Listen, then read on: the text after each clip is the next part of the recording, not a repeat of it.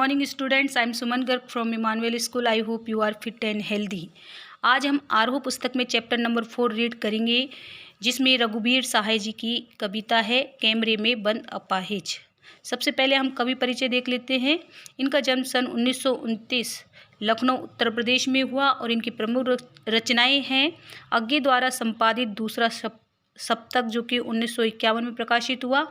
आरंभिक कविताएं, महत्वपूर्ण काव्य संकलन, सीढ़ियों पर धूप में, आत्महत्या के विरुद्ध, हंसो हंसो जल्दी हंसो। इन्होंने पत्रकारिता के क्षेत्र में भी कार्य किया और इन्हें साहित्य अकादमी पुरस्कार से भी सम्मानित किया गया।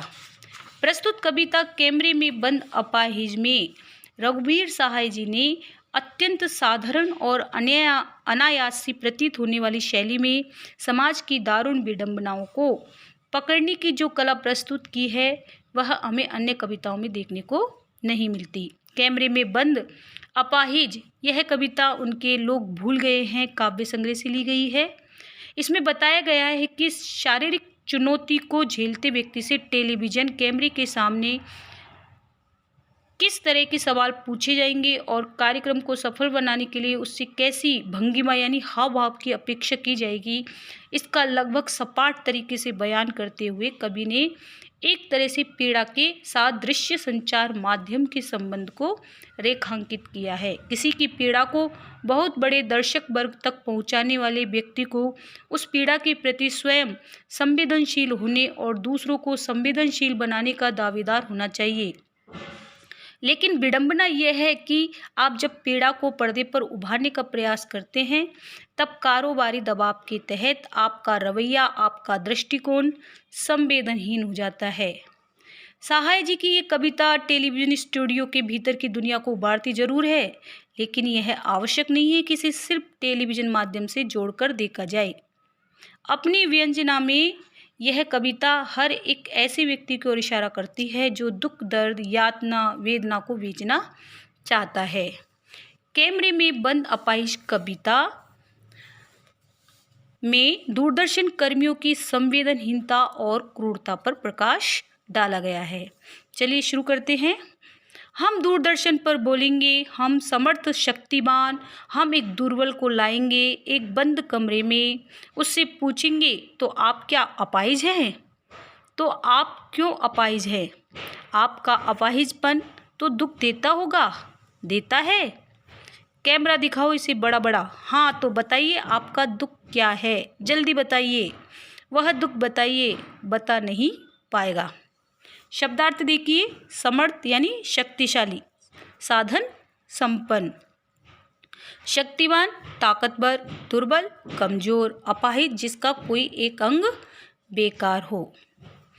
तो इस कविता में दूरदर्शन कर्मियों की संवेदनहीनता और उनकी जो क्रूरता है, प्रश्न करने का जो उनका तरीका है, मानवीय संवेदनाओं को कुरेद कुरेद कर पूछने का जो उनका अलग ढंग है, उसके बारे में बतलाते हुए कवि कहते हैं कि हम दूरदर्शन पर बोलेंगे, हम समर्थ शक्तिवान। दूरदर्शन के संचालक जो उस कार्यक्रम का संचालन कर रहे हैं, संचालक महोदय क्या कहते हैं कि हम समर्थ शक्तिवान, हम समर्थ और शक्तिवान हैं। क्यों हैं? क्योंकि वे अपनी बात को सर्वदूर यानी दूर दूर तक भेजने में समर्थ है, साधन संपन्न है। हम एक दुर्बल को लाएंगे एक बंद कमरे में। कार्यक्रम के संचालन को जो महोदय संचालित कर रहे हैं, वे संचालक महोदय कहते हैं कि हम स्टूडियो के बंद कमरे में, एक बंद कमरे में यानी स्टूडियो के एक बंद कमरे में हम एक दुर्बल को लाएंगे, हम एक कमज़ोर और निरीह प्राणी को बुलाएंगे जो बहुत ही दीनहीन है। अर्थात हम एक लूले लंगड़े या अपाहिज को कैमरे के सामने लाकर उससे पूछेंगे, आप क्या अपाहिज हैं? तो हाँ बताइए, क्या आप अपाहिज हैं? वह इसका उत्तर देगा, वह इसका उत्तर दे इससे पहले ही उससे फिर पूछा जाएगा, तो आप क्यों अपाहिज हैं? यह प्रश्न बहुत ही बेतुका, बेकार और व्यर्थ का होगा। इसलिए जो अपाहिज है वह इस पर मौन रहेगा, चुप रहेगा। आपका अपाहिजपन तो दुख देता होगा, देता है। तब उसके दुख को, उसकी भावनाओं को और कुरेदा जाएगा और उससे संचालक महोदय फिर से प्रश्न करेंगे, आपका अपाहिज होना आपको दुख तो देता होगा, बहुत दुख देता होगा। इस पर भी अपाहिज क्या होगा, चुपचाप रहेगा, मौन रहेगा। उससे बार बार पूछा जाएगा, बार बार प्रश्न किया जाएगा, क्या आपका अपाहिज होना आपको सचमुच दुख देता है? बताइए, क्या आप अपाहिज होने के कारण दुखी है? कैमरा दिखाओ इसे बड़ा बड़ा, हाँ तो बताइए आपका दुख क्या है? इस प्रश्न के साथ कैमरा अपाहिज के दुखी चेहरे को और अधिक बड़ा करके दिखलाएगा। यानी जो संचालक महोदय हैं वे कैमरे वाले की तरफ इशारा करके कहेंगे कि इस दुखी व्यक्ति के चेहरे को बड़ा करके दिखलाओ, और नज़र उसके चेहरे पर होगी। तब फिर से वह उससे उत्तेजित होकर या उसको उत्तेजित करके उससे प्रश्न पूछेंगे, हाँ तो बताइए आपका दुख क्या है, जल्दी बताइए वह दुख क्या है। बता नहीं पाएगा, हाँ तो बताइए आप अपने दुख के बारे में बताइए, जल्दी कीजिए, समय बहुत कम है, समय बीतता जा रहा है, आप अपने दुख के बारे में सबको बताइए।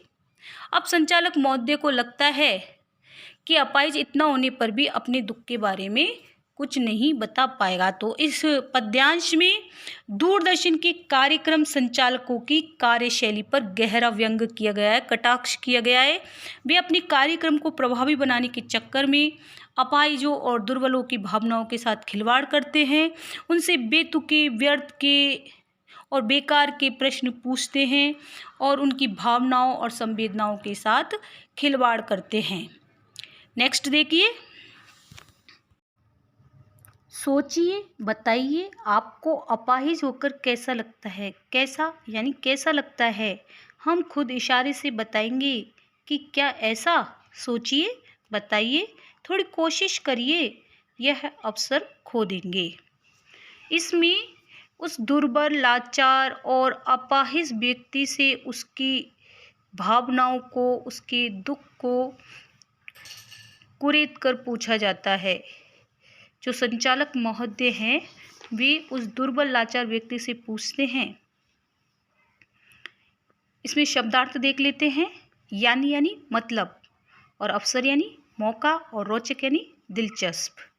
तो संचालक महोदय उस दुर्बल, लाचार, अपाहिज व्यक्ति से पूछते हैं कि सोचिए, बताइए आपको अपाहिज होकर कैसा लगता है। आप सोचकर बताइए कि आपको अपाहिज होने का कितना दुख है, आपको कैसा महसूस होता है आपके अपाहिज होने पर, अपने अपाहिजपन पर। आप अपने दिमाग पर जोर डालिए, थोड़ा सोचकर हमें बतलाइए आप अपाहिज हैं। यह सोचकर आपको कैसा अनुभव होता है, बुरा अनुभव होता है। सोचिए, सब दर्शकों को बताइए कि आपको कैसा यानी कैसा लगता है, यानी कि आपको अपने अपाहिजपन पर कैसा महसूस होता है। और सब दर्शकों को बताइए कि आपको कितना दुख है, कितना बुरा लगता है। सोचिए, हम खुद इशारे से बताएंगे कि क्या ऐसा। सोचिए, बताइए, थोड़ी कोशिश करिए, यह अवसर खो देंगे। अपाहिज जो व्यक्ति है वह इस प्रश्न पर भी मौन रहता है।